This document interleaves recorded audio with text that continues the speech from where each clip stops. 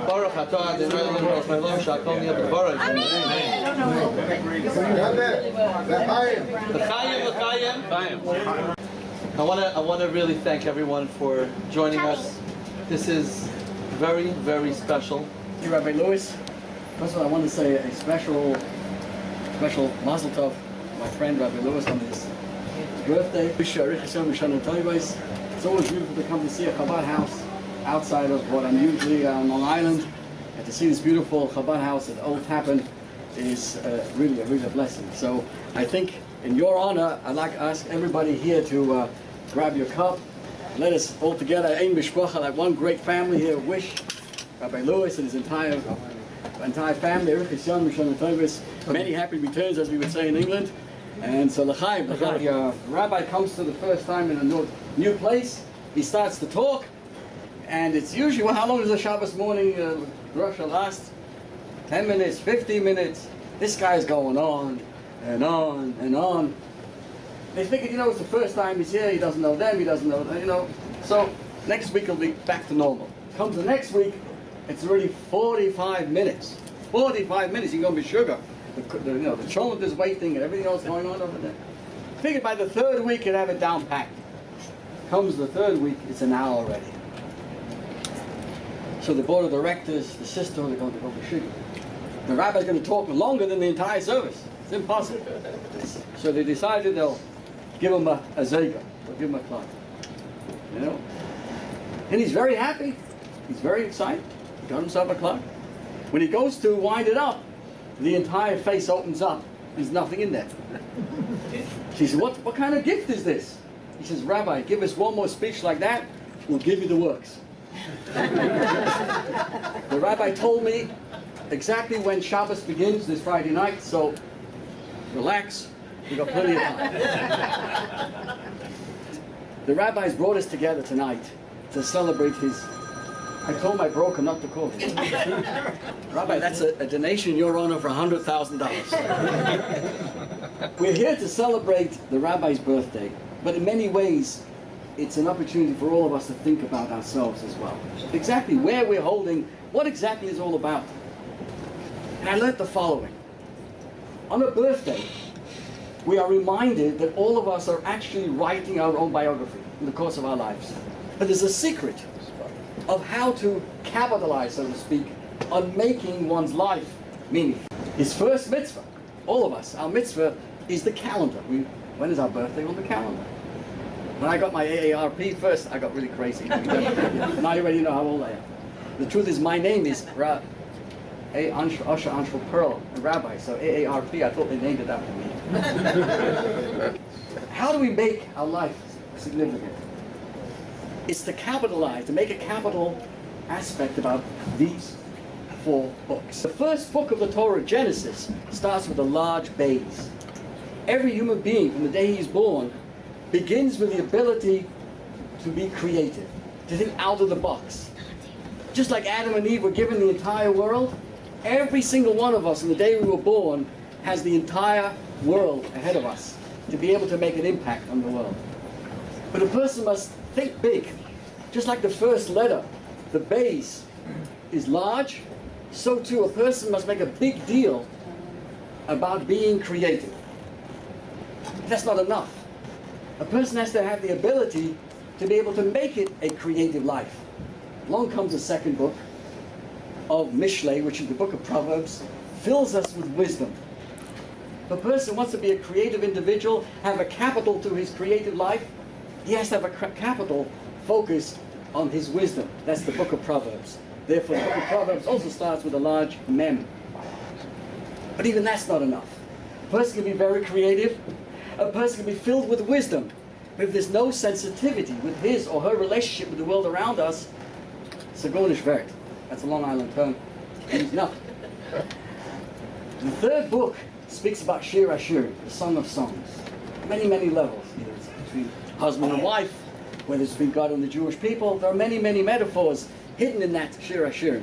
But it speaks about sensitivity, caring. The last book is called Divrei Yomim, the book of Chronicles. We're all writing our own book of Chronicles. But it has to be embedded with a capital approach to our creativity, book of Genesis, the book of wisdom, that's the book of Mishlei, and finally the book of sensitivity, of caring for others. In between the talks, you get a couple moments either to grab a bite, or if you want to go on a higher level, to meditate on what was just spoken and internalize it. And the way that's done is by singing a Hasidic melody. And the melody has the power, because it comes from the soul, has the power to enter the soul and help us internalize the words.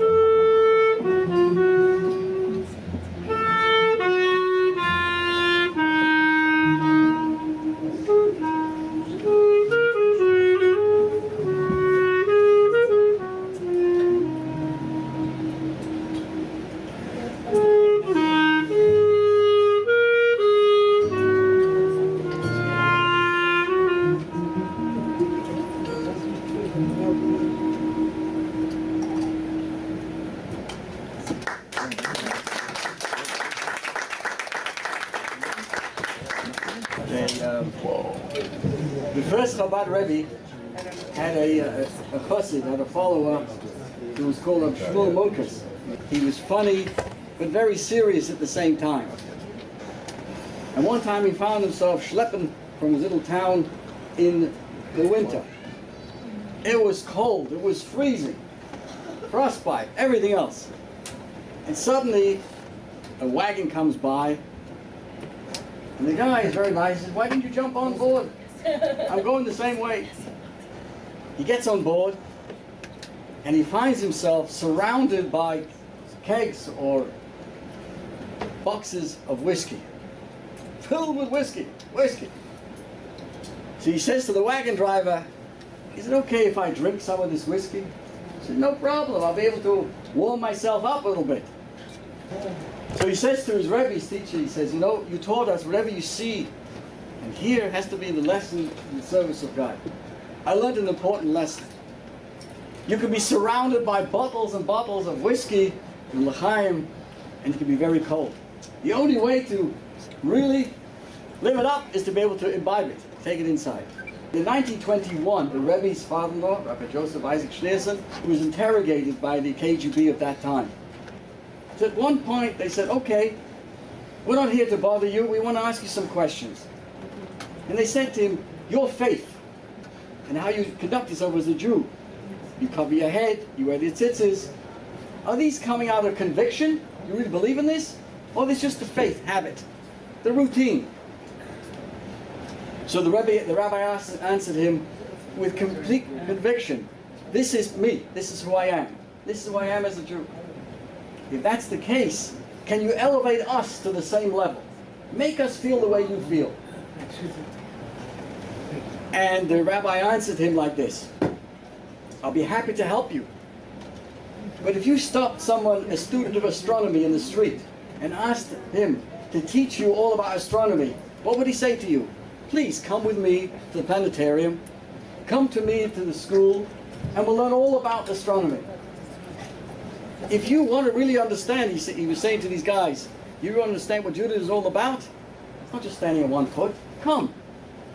You know, see what it's like, put on tefillin, learn a little bit, and you'll be able to learn. So they continued to question him, and they said, Rabbi, before we do that, convince us intellectually how to do this. Then we'll see. If we like it intellectually, maybe we'll do this. They were trying to either egg him on or really were sincere. I'm not sure. So he answered like this. If you're sitting at a table at a Fabrengen and you have all the food in front of you, there's no way you can appreciate it unless you imbibe it, unless you take it in yourself. Proud of you.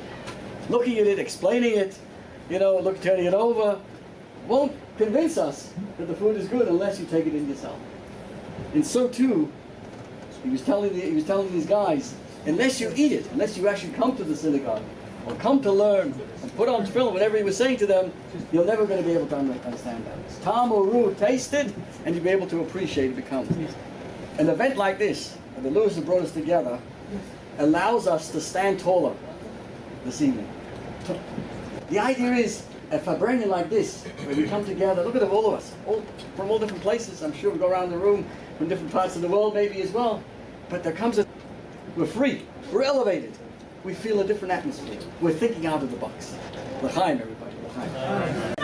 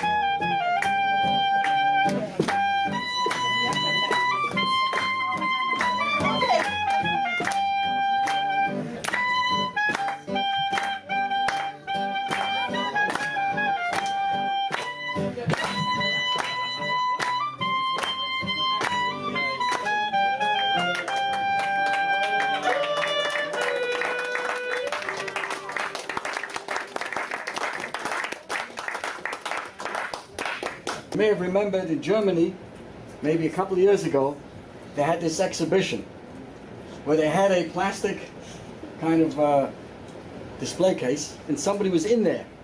You may have read about this. And it was a Jewish person, and they went around this museum, and there would be a Jew sitting inside this box, in this thing over there, answering questions. And there were lots of outcry around the world. It looked like the boxes where the Nazis put us in. It wasn't appropriate. Turns out, if you really looked carefully, it was open. It was really open. The guy's feet were hanging out over there. Wanted to share with you the significance of a birthday party, having in mind that every one of us really live at all times in a box. Right now, there's the ceiling, there's the floor, and there's the four sides. We're all in the box at all times. These 6 sides correspond to 6 specific mitzvahs 6 specific commandments that are part of a man and woman's life all times. Day and night, Shabbos, Yom Tov, Yom Kippur, anytime, wherever we go, anywhere in the world, there are 6 mitzvahs that protect us at all times. I want everyone to appreciate that all of us are protected by 6 sides that form different mitzvahs. And that's why you have these different numbers, 1, 2, but there are actually 6 sides to our life. And these 6 mitzvahs protect us at all times. The center, though, in the box, is ourselves. This is just a model, so to speak. But every single one of us sit in the box. The 6 sides, and then the space in between. All of us live in that holy space, that divine space, created by these protective mitzvahs that come to us. And on a birthday, we are reminded of our connection to the Almighty God. The top mitzvah, very briefly, is to know that God is around us all the time. The bottom mitzvah is to not allow ourselves to fall out by going after things which are totally, outside of our world of a Jewish person. Behind us, the back, is mitzvah number 6, not allow our eyes and our hearts to distract us. To the right is our love of God, to the left is our awe of God, and forward is to see divine providence in life. When a person sits inside, so to speak, properly in his perspective in life, he's able to think outside of the box. You have to be able to be in the box to be able to think outside of the box. You're driving in a terrible, terrible storm. Snow, it's raining crazy. You're in your convertible. Convertible, 2 seats. You have 2 seats. You're in your convertible. It's coming out of the store like crazy. And as you're driving up Old Tappan Road, you see a bus stop. Not the bus stop of 3 people. An old woman whose rain is coming down like crazy. You see a man who once saved your life, did a favor for you. Or you see a young lady that you're trying to get a date with. What would you do? Who would you pick up? What would you be doing? You have 3 choices. Either take the old lady, but 1 second, there's the man who saved my life. 1 second, I'll give up on a date with this young lady. This was a true job application question. The guy got out of the car and he gave it the driver's seat to his friend who did a favor and took the old lady to the hospital, and he stood out there with the young lady. Very clever. The real Chabad. To be able to think out of the box. That's what it's all about. L'chaim, everybody.